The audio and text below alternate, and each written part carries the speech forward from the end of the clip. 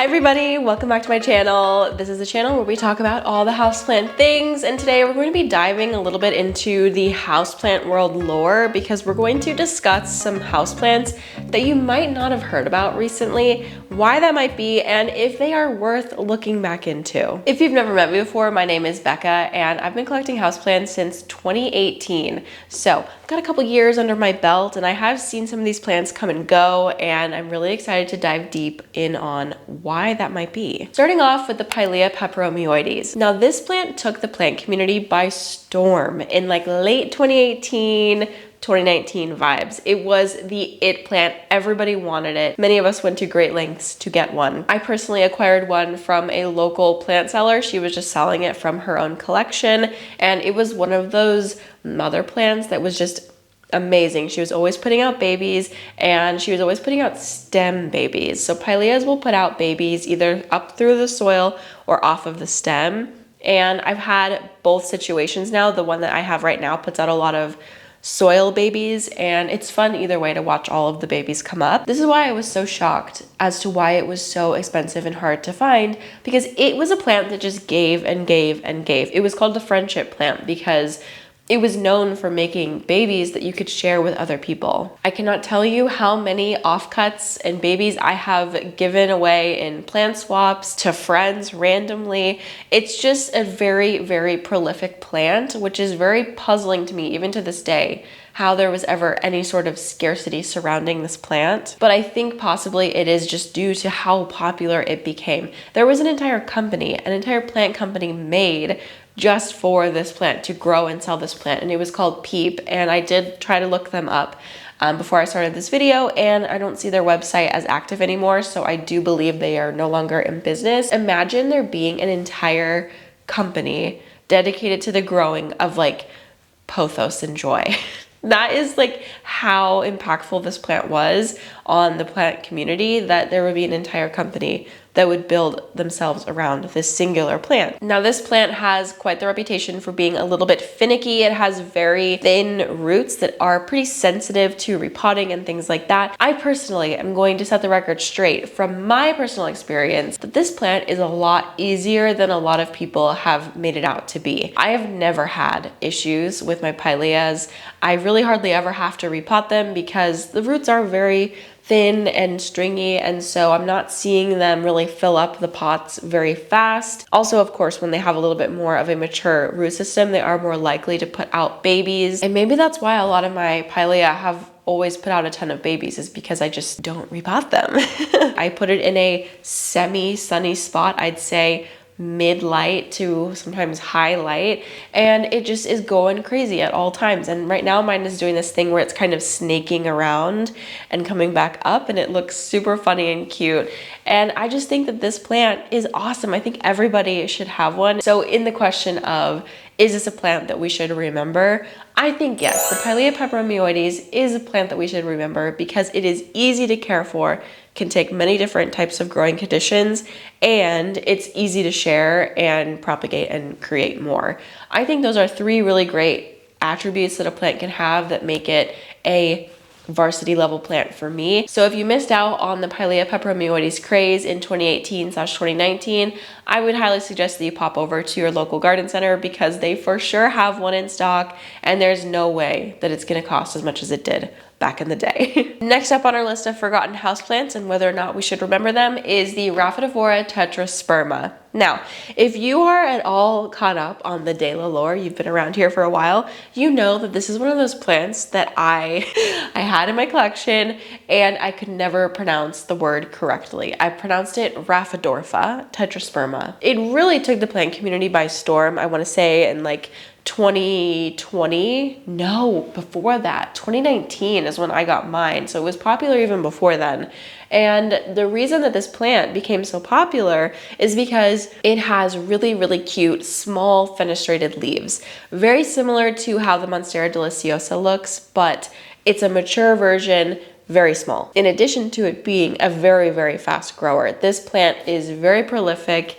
loves to branch, loves to grow. And the popularity of this plant is what led to a big surge in tissue culture and the discussion of tissue culture in houseplants. Tissue culture is basically when you're taking a piece of the plant and you're using the cells to duplicate and replicate and clone a plant. And it has been around for a very, very long time. Tissue culture is not a new concept, but for anybody who was just entering into the botanical world via houseplants and learning about it because of this plant, you might have thought that it was brand new, but it is not a new concept by any means. Plants have been tissue cultured for, again, a very, very long time. I would say perhaps the demand for tissue cultured houseplants wasn't as high as it has been in the past, but alas, we are in the age of the booming houseplant interest. This plant and the tissue culture lore surrounding it became such a big thing that nurseries and growers and plant shops started to label their Rhaphidophora tetrasperma, whether or not it was tissue cultured or not tissue cultured. And this is something that is absolutely wild to me because so many houseplants have been tissue cultured and they aren't being labeled as tissue culture or not tissue culture. Particularly the Monstera Thai constellation is a big tissue culture plant, and I have never ever seen nurseries or shops label a Monstera Thai constellation as tissue culture, even though that's probably what it is, but nobody cares. And I think that the reason that people cared with this specific tetrasperma is because the tissue culture version looked slightly different in its more juvenile form. Now, I was always told, and I experienced this myself too, that when the plant got older and started growing out more leaves, the more tissue culture, duller green, more bluish tinted leaves would turn more into the waxy green leaves of the original non-tissue cultured Rhaphidophora tetrasperma. And it did take a while, but I did end up getting those leaves that were known on the original plant. But because the tissue culture leaves did look slightly different, people were more easily able to decipher whether or not a plant was tissue cultured. And I guess the plant being tissue cultured made it not as valuable in the eyes of plant collectors. This plant is one of those plants that burned really, really bright and then just gone. I have not seen people talk about this plant really hardly at all. It is never on favorites lists. I don't see it on Instagram. It's just gone. And I personally don't have one either. And I've been thinking about whether or not I see them in shops and nurseries, and I don't see them in shops and nurseries either. So I'm really wondering what is the reason this plant has sort of disappeared. And if this is a plant that you're still seeing in your local shops and maybe you still have one in your home, I'd love to hear about it. Did you buy it recently? Because I surely have not seen it. But I do know that my small worldview of the nurseries that I go to is not a representative of the entire world. But it is interesting when I have access to a lot of variety of plants, but not this one. And I don't know why. So, is this plant worth remembering?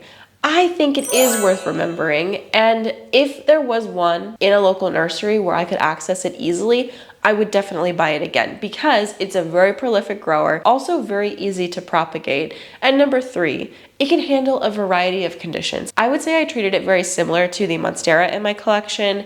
Medium light, water it kind of whenever it looks a little bit droopy, and it was great. So I am actually surprised that with how easy this plant is, that it did sort of fizzle out. I don't know. If you still have one, let me know, comment down below. The next plant we're going to discuss today is the Marimo Moss Ball. And this is one that I personally never really understood the hype of. I found it to be a very, very boring plant. But at houseplant peak 2018, 2019, 2020, it was everything. A lot of people had them. They would add them in with their fish tanks. They would put them in just like their own little container, and you had this little moss ball floating around. But what happened to them? And why are we never really seeing them on people's plant feeds? Well, number 1, something that we did not know early on about the Marimo Moss Balls is that a lot of them actually contained a very invasive species called a zebra mussel. And when people would not dispose of these Marimo Moss Balls properly, by example, they would flush them down the toilet or drop them into a local pond or a lake or something like that, these mussels were inside of the moss balls. And so actually California Fish and Wildlife has asked retailers to stop selling these Marimo Moss Balls because so many of them contained this mussel that is, again, invasive. Because zebra mussels are a very invasive species, they were already not allowed in California, but retailers were bringing in the Marimo Moss Balls, not realizing that the zebra mussels were inside of them. A lot of these moss balls are sold in pet stores because they're a great companion for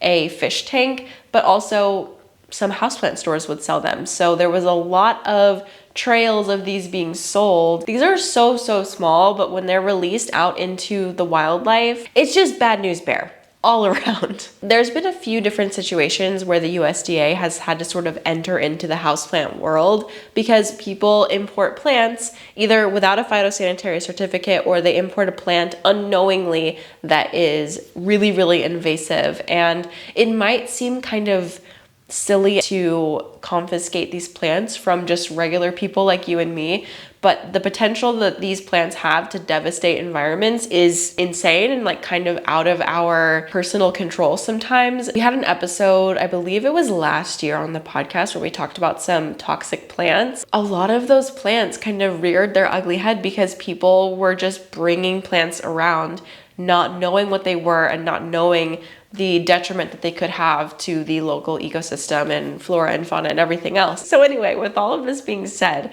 does the Marimo Moss Ball pose the existential threat? No, but the zebra mussel that is found oftentimes inside of the Marimo Moss Ball definitely can devastate an entire ecosystem. So do I think the Marimo Moss Ball is worth remembering?